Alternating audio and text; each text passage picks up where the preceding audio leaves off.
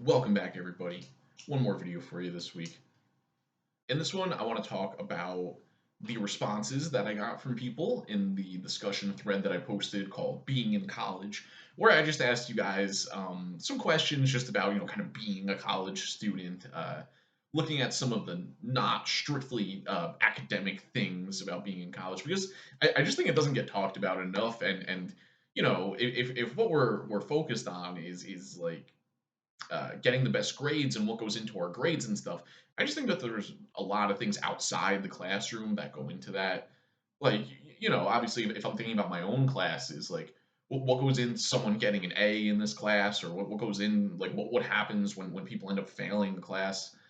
And I just think a lot of it ends up having to do with, not so much about the readings that we have or the assignments that I'm giving, which I think people are kind of on board with, but a lot of the times it's things outside of class. It's time management. It's some of the things that you guys posted about here. So I will say didn't get a huge amount of responses here. So if anyone does still want to go back and post in that discussion thread, because I would remind you guys that posting in those discussion threads is part of your participation grade. So you will see that show up on your grade at some point. So I would definitely still post there if you haven't done so yet. Maybe I should also say, because I've had some people emailing me, I am accepting late work all semester. So if you've missed anything, if you haven't handed in the essay yet, don't give up. Don't fret. You can do it. So just stick with it, get that stuff turned in, and I think we can still get the grade that we're looking for here. Okay, so yeah, I want to go through some of your responses and give some advice and see if I can help out a little bit, to whatever extent I can. And so the first thing, we should maybe start with the time management stuff, because I think everyone kind of cited that as being one of the big difficulties. I know most of my students are, also have jobs, and we have family stuff with the classes. I'm sure for many of you this is not the only class that you're taking. Um, so I just want to hit on a couple of things. One thing, and a few people mentioned making schedules for themselves, which I think is a really solid way to go. And for many of you, you kind of explained how, you had to go through like either you attended college before and whatever, didn't finish it, now you're coming back, or by going through that experience, you kind of learned that you had to make a schedule. And I do think this is correct. I really think this is an important thing. And sometimes, depending on how busy you are, it might have to be like really kind of planned out. Like, okay, from 5 to 7, I do my math homework on Tuesdays, and then from 7 to 8, I play video games, and then from 8 to 9, I talk to this person. Like it sounds kind of sad, but I definitely remember like having semesters like I think there was one semester where I was teaching something like 8 or 9 classes, way more than anybody should teach. But when you get paid based on how many classes you teach, that's sort of what happens. And I remember like I would literally have be like, okay, I'll from 5 to 5:30 on these days. I'm just gonna lay in bed and do nothing until I have to do the next thing. Like not even actually sleep, just like kind of lay there. So it's kind of sad, I guess, to think about it that way sometimes. But hopefully it's a temporary thing that we can sort of do what we have to do and then move on. Which it is for me. My schedule is not quite so busy as it was at that time, so it's a little better now. But yeah, I think making a schedule, having some idea of a schedule is really important. Like, if your go-to is like you come home from class or whatever and you want to relax, you start playing video games, and then you look at the clock and now it's 11 p.m. or whatever, and you haven't done the stuff you needed to do. So I do think having a plan in that kind of way can really help. Like one thing for me this semester is there's certain days where I have a class that ends at like noon, and then my next one doesn't start until 1:30, so I'm just kind of on campus for like an hour and a half. And I always try to make sure that I take that time to do grading or answer emails or whatever. So if there's any sort of, I mean, I guess that stuff's easier if you're on campus, where you might have like a gap in your schedule where you can make sure that you're using that time. But yeah, I do think, based on which classes you have on which days and everything, obviously our class is any day you want it to be, so you can move it around like that. But yeah, I definitely was glad to see people talking about making schedules. Another thing related to that I'll kind of add is making a list. I don't do this as much as I used to. I need to get back into this, but there was definitely a time in my life where almost every morning I would try to like have coffee or something and just make like a quick list of some of the most important things I had to do that day. And I just think that this can really help, especially if you're feeling overwhelmed. It's again, it's corny, it seems cheesy, but if you're feeling overwhelmed, like, I got to do this, I got to do that, I got to do this, because it's like you'll be thinking about the thing, and I think part of the reason we get overwhelmed is we're like, I'm afraid I'm gonna forget this, like I'm thinking about the thing that I've got to do later, and oh my god, what if I forget? So I really just find that making a list, ideally in the morning, and I would try to do them like for every day, is I think the ideal way to do it. But if you have it on there, because then here's the thing, because the stuff you put on there, like yes, it might be like math homework or work on my essay, but it'd also be like do the laundry, go to the grocery store, call my mom. And that's how I always do it. Oh, one other thing I always do, I always give myself a free space on a list like that where I'll put the first thing on the list, I'll put like drink coffee, which is like something I'm already doing. So then, I finish that. Oh, look at that, cross it off. And when you end up doing this, again, it's corny, but when you get to cross some of the things off the list, it becomes like really satisfying. And I think it also is like, it does kind of feel positive when you can look back at the end of the day and be like, oh, look, I did that, I did this, I did this, I did this. Just sort of gives you a sense of accomplishment, or helps you feel like you're making progress. Because I think that can be a problem too when we get overwhelmed like that, is that we can spend a lot of time doing something and then we're still like, oh my God, I have so much stuff to do, and we feel like we didn't make any progress.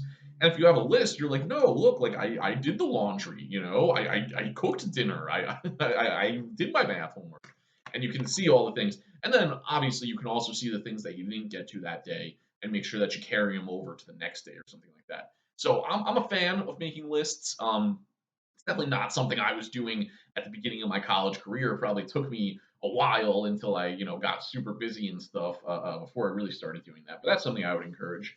Another one related to time management would be calendars. Again, another kind of corny seeming thing, but I was thinking about this because somebody mentioned, one person who responded mentioned like forgetting about assignments because they were so exhausted from working or something like that, or just like forgetting that an assignment was due. And I think that's a reason that calendars are really important. I prefer to have a physical calendar myself. That's just me. Maybe I'm old school like that. But you can get a nice one. You can get one with pretty pictures on it or whatever, sunset, beach. My mom always likes to get joke calendars. Like I think she like bought my sister a calendar that was like a bunch of like nuns or like something very weird. But you get a calendar like that, or if a digital calendar works for you, obviously that would be fine too. If that's something you're able to work with.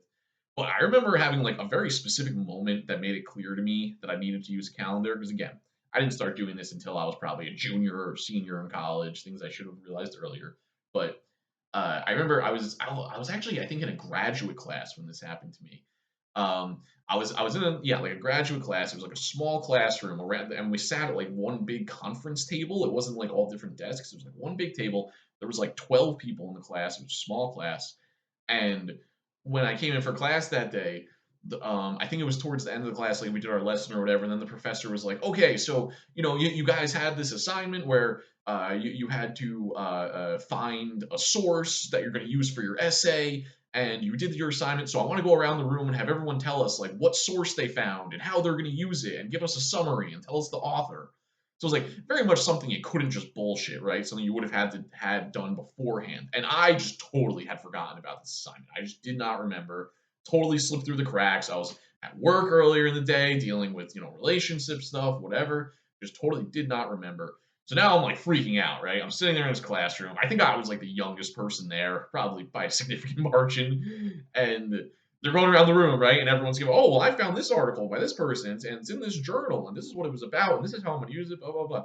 And they're going around, and the person's going, and I'm like looking at the clock, and the person before me is going, and there's like 10 minutes left in class, and I'm thinking to myself, like, should I just leave? Maybe I'll just leave. It's a college class. They can't say anything to you. If you just leave, you can leave. So I was like, I like put my notebook in my bag, and I was like really considering like just leaving, because the other option's what? I just have to tell everybody I didn't do the assignment. Obviously, the professor will know because I'm not handing it in, but I have to tell everybody else.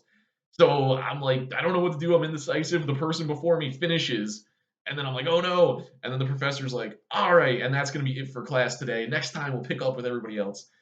So I got lucky. I sort of got off the hook there, right? I at least didn't have to tell everybody that I didn't do the assignment. But to me, I was like, fuck. Need a calendar. Gonna have to remember this stuff. Because I had always taken the approach of like, like due dates and stuff. I'd write it down in my notebook, but like, oh, I'll remember. Oh, it's fine. I'll remember when things are due. I know what assignments I have. And then something like that happened, and I was like, damn, my brain is just like it's too much. There's too much stuff going on. Things are gonna fall through the cracks. Is kind of where I landed at. I was like, if I don't find some kind of way to double check this stuff, I'm just gonna miss things. I have too much going on, work and everything. So that's something else that I would recommend for you guys. Having calendars of like when your assignments are due.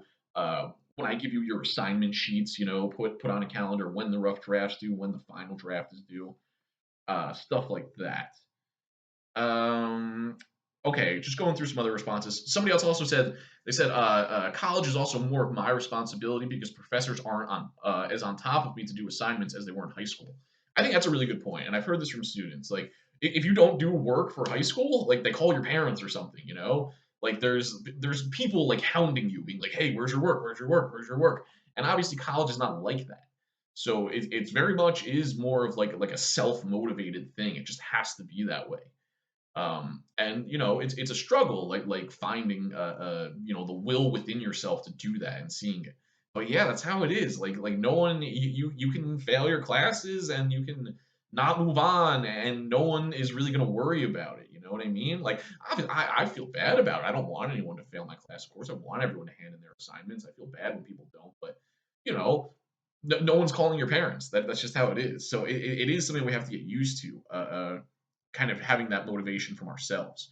Another thing I was thinking about in terms of time management is like if you compare the amount of time you spend in class in high school versus the amount of time you spend in class in college, it's kind of amazing. So like in high school, we go for what, like 7 hours a day or something like that, or 8 hours, 7 or 8 hours a day, 5 days a week. So you're talking like 35 hours or something like that. And sure, you have like lunch, you have gym, but like yeah, still solid 30 plus hours of just in class time. With college, it's like most of my classes are like an hour and a half and we meet twice a week. So that's 3 hours. And then even if you were taking 5 classes, that's 15 hours. So it's just so much less time in class. So if you're taking a high school approach where you're like, no, I'm showing up to class, I'm engaged, I'm doing everything, but then when class ends, you're not doing very much, you're still missing. Like there's that chunk of time that you've got to make up for on your own a little bit. And again, it's hard and it's something that we have to learn to get used to and learn how to do. And I would also say though that you should never be afraid to ask for help. You should always like you can email your professors. Your professors emailing you back is like part of their job description. It's something that we're required to do. And if we're not doing it, then we're not doing our job. So, I try very hard to respond to everybody who emails me. Um, if I haven't responded to an email you sent, please email me again, and I will get back to you. It was a mistake if I didn't email you back. Um, but yeah, that's just something else I was thinking of. Looking at some other things here. Okay, so this person, I think I also asked for questions. Not everyone gave me a question, but some people gave questions, so I'll try to answer them. One person said, "What should I look out for in the years to come in terms of college?" So as you go more through college, I think some of the big changes as you get to higher level classes. I mean, obviously for most of you guys, you're probably planning on transferring or something like that. But for me, some of the big changes when I got to higher level courses were much longer readings. If you think the readings that we've been doing for this class are wrong, that are long, then I would prepare yourself. I would definitely try to work on this, build up your reading endurance, your reading stamina.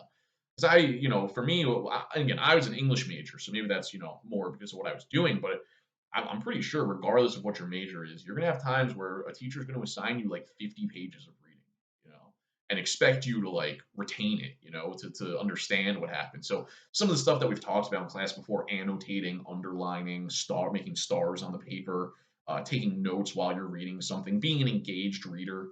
That stuff I think becomes even more important when you get just these huge amounts of reading.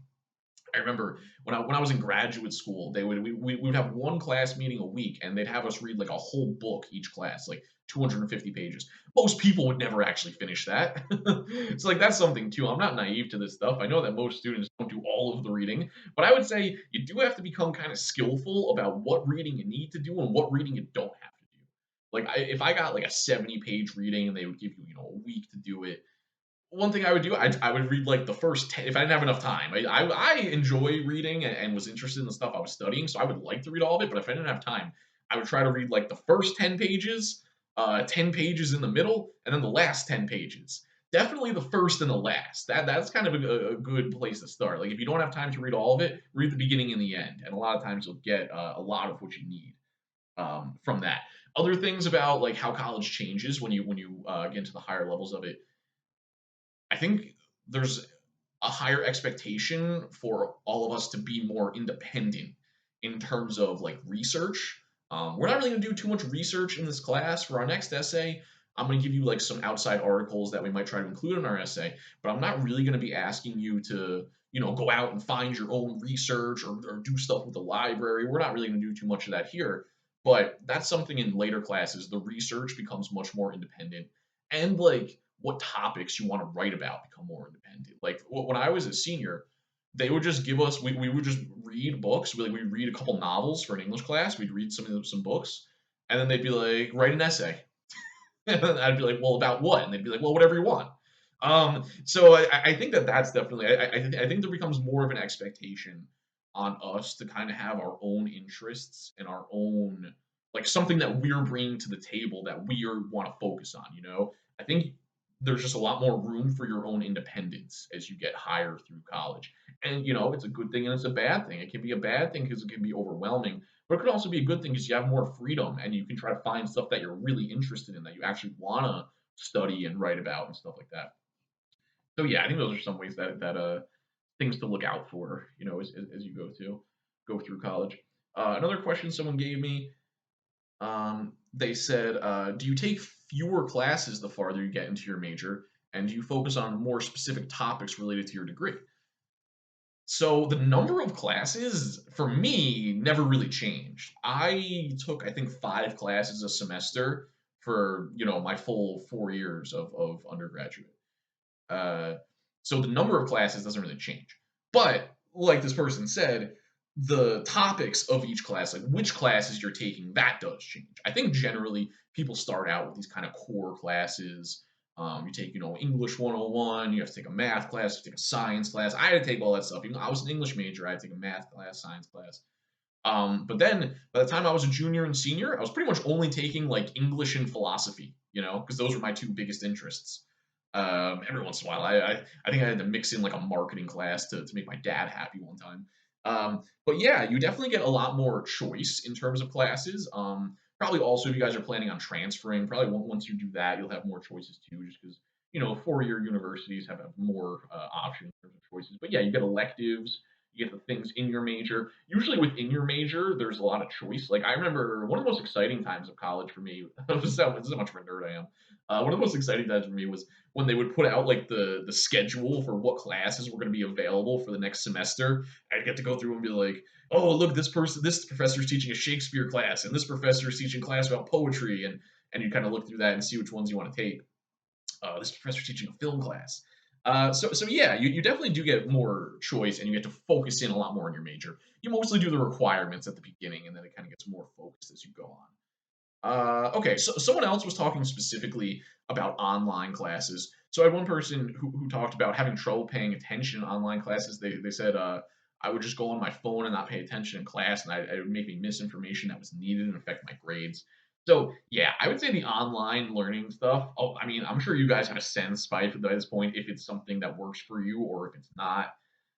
It can seem like a really convenient option if you have a busy work schedule and stuff, but you've got to be realistic with yourself too. If you just know that you're not going to be able to do it with this kind of medium, you're not going to be able to stay engaged and pay attention.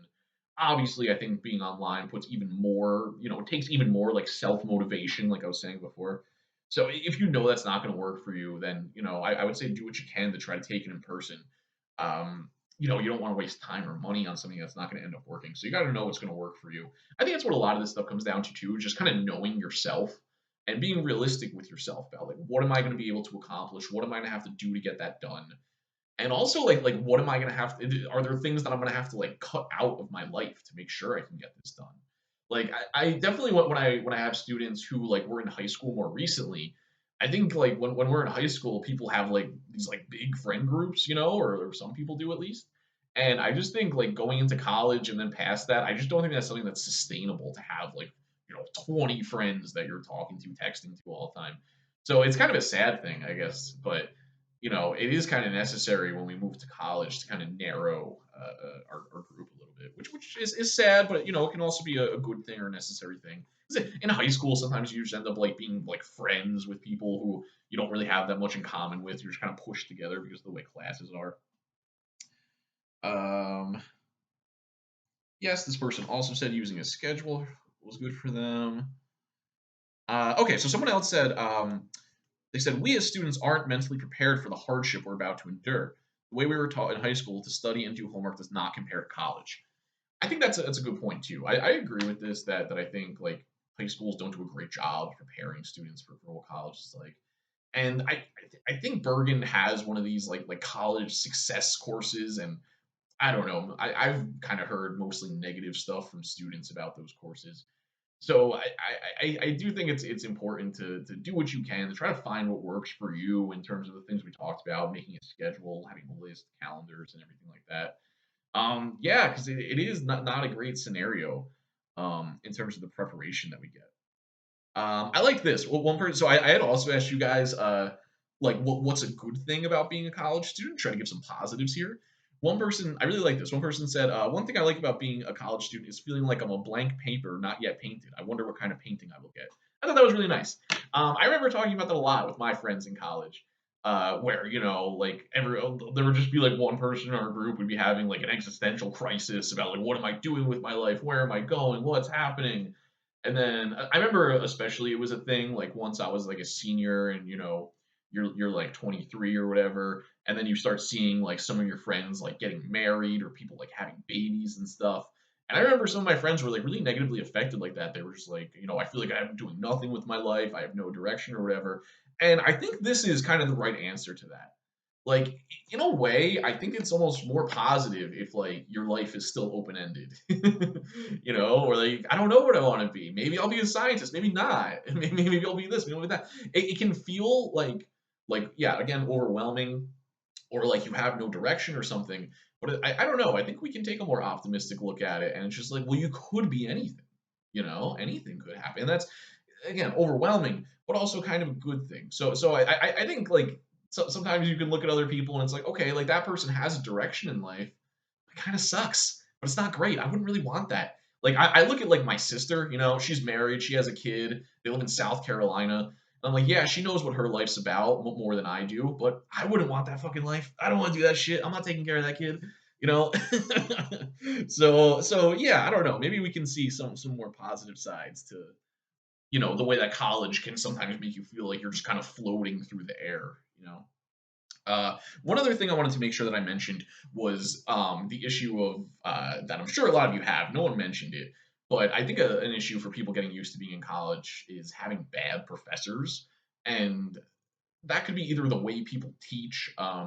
I personally was never into the kind of PowerPoint teaching where they just show you a PowerPoint, they read it, you take notes the whole time. That just never really works for me.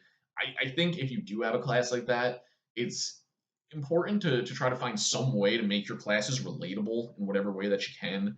Like I remember when I was in school, I went to St. John's and I had to take these theology classes that I was just not into. I just didn't believe in it, wasn't into it, and the only way I could like get through those classes was if I found some way to like connect what they were talking about in that class to what I was learning in my philosophy class, or I'd find some way to like criticize the theology part of it, even if that's not what the professor might have wanted to hear. That's what I felt like I could get behind and say something that I meant, and get the work done. That was one of the things for me too. When I was assigned to be an English major, I was just like, I think I can actually go to these classes. I actually like will show up to class and I enjoy the work. If I had taken a bunch of business classes, I just don't think I would have went. I just don't think I would have done the work and gotten through. Because people said that to me. They said, "Oh, you're going to be an English major. Well, how are you going to make money with that?" And it's like, yeah, I might have made more money doing something else, but I don't think I ever would have got the degree. I don't think I ever would have got through school if I was trying to do one of these things that would pay you more money. I would never have gotten there. So where would that leave me? Um, Also, professors, like I said before, if you have professors who are just like who don't take questions or like don't respond to questions or don't respond to emails. That is not okay. That's not, you can't, as a professor, you can't do that. So if you're ever having like severe trouble with a professor, like they just won't respond to you, or they're just like being a total asshole, or they're like really fucking you over, um, we do have bosses. There is a like system above us. Even though it seems like the professor is just the king of the castle, they do whatever they want. But I have supervisors and stuff. So if you ever had, like, again, I'm not encouraging this, and I hope there'd be another way to figure it out. But if you're at your wits' end and you just feel like a professor is really doing you wrong, you can go to the department. You can go to the humanities department. You can talk to the dean in the humanities department. Like that's my boss. The dean and the assistant dean in the humanities department, they're the ones who determine whether I get classes or not. So you can absolutely do that and complain if you have to. Obviously, that's not ideal, but if it comes to that, what else are you going to do? So yeah, I don't think any of this makes any going to college all that much easier. But I would really encourage you guys schedules, lists, calendars.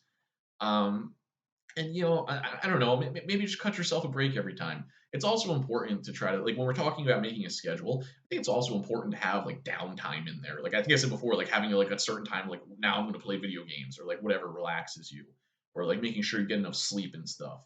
Because I think it can, it might seem like spending 5 hours studying straight or 5 hours writing an essay consecutively, that might seem like the smart thing to do. Of like, well, I've got to get this done. I've got to do it fast. I'm going to do it for 5 hours.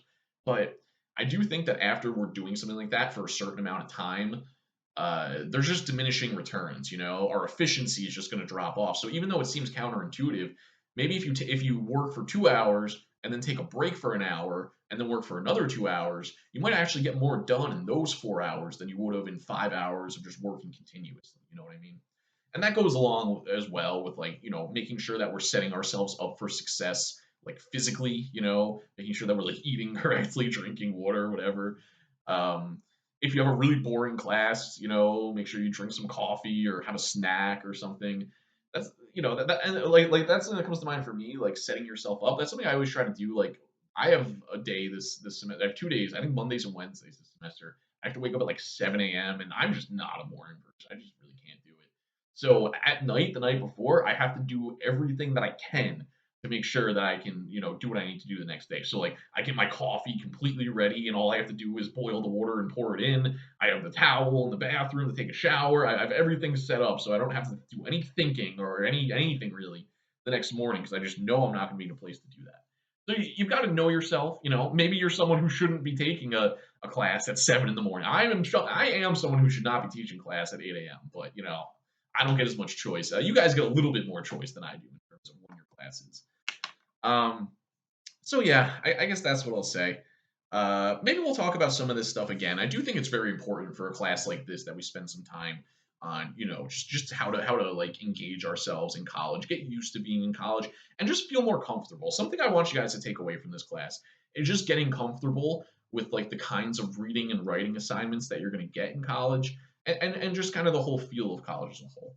So I hope that this lends some kind of insight, maybe a couple of pieces of advice you can take away.